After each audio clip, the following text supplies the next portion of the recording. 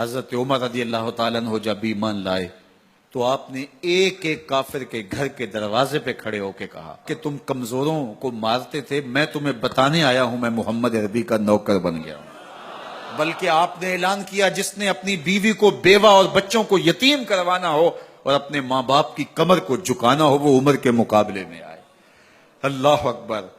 زنیرہ نامی ایک خاتون تھی، بہت کمزور۔ راوی کہتا ہے کہ اس کی ہڈیوں میں گودا نہیں تھا، عشق رسول تھا، اور اس کا ظالم آقا اس کو مارتا ہے، اور جب مار مار کے تھک جاتا ہے ادھر سے عمر آ رہے ہیں، یہ اسلام لانے کے پہلے کی کہانی ہے، تو ادھر سے عمر آ رہے ہیں تو اس نے کہا عمر تم جوان آدمی ہو تو یہ چھوڑتی نہیں ہے اپنے نبی کا نام، ذرا تم آؤ۔ تو عمر کوڑا پکڑ لیتے اسے مارتے ہیں، مارتے مارتے تھک جاتے ہیں تو پانی پینے لگتے ہیں، تو کہتے ہیں مجھے تیرے پہ ترس نہیں آیا لیکن میں ذرا پانی پینے لگا ہوں، اور پھر گلے کے اندر ڈال کر کے کوڑا اور اس کی رسی کو بل دیتے ہیں اور اس کی آنکھیں باہر نکل آتی ہیں، اور کہتے ہیں بلا اپنے نبی کو جو تیری آنکھوں کی بینائی واپس کرے۔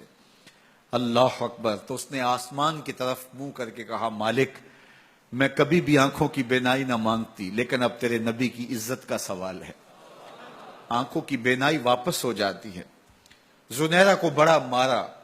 آج عمر گلیوں میں آنکھوں میں آنسو ہیں اور عجیب دل بے تاب ہے، اور کہتا ہے آؤ بھئی میں حضور کا غلام بن گیا ہوں، تمہیں بتانے آیا ہوں۔ زنیرہ نے موڑ کاٹا تو آگے عمر یہ آواز دے رہے تھے۔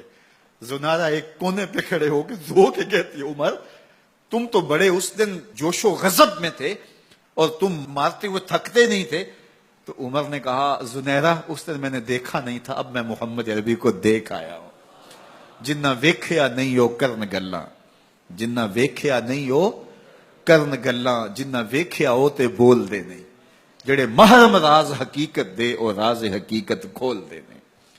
تو حضرت عمر رضی اللہ تعالیٰ عنہ ایمان لائے۔ حضرت عبداللہ ابن مسعود رضی اللہ تعالیٰ عنہ فرماتے ہیں کہ حضرت عمر کا ایمان لانا مسلمانوں کے لیے عزت کا سبب تھا، ان کا ہجرت کرنا مسلمانوں کی نصرت تھی اور ان کی خلافت مسلمانوں کے لیے رحمت تھی۔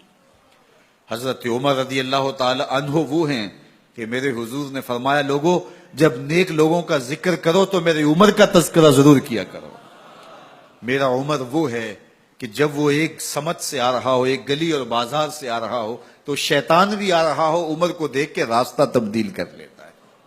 حضرت عمر رضی اللہ تعالی عنہ کی طبیعت کے اندر جو جاہ و جلال تھا، طبیعت کے اندر جو سختی تھی، وہ اسلام کے اندر آ کر بھی قائم رہی، اور آپ نے وہی سختی، وہی جاہ و جلال جو پہلے مسلمانوں کے خلاف تھا اب کفار کے خلاف، منافقین کے خلاف، حضرت عمر کی طبیعت کے اندر وہ جوش و خروش بدستور موجود رہا۔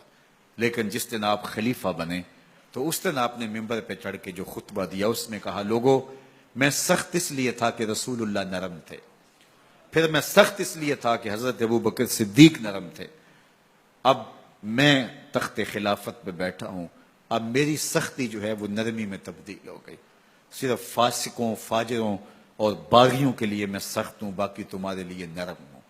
سب سے کم جو تنخواہ بیت المال سے اگر کسی وجود نے لی ہے تو وہ حضرت عمر رضی اللہ تعالیٰ عنہ نے لی ہے، صرف 2 جوڑے لیتے تھے سال میں، اور راوی کہتا ہے کہ میں نے دیکھا ہے کہ اس میں بھی 17 پیوند لگے ہوتے تھے۔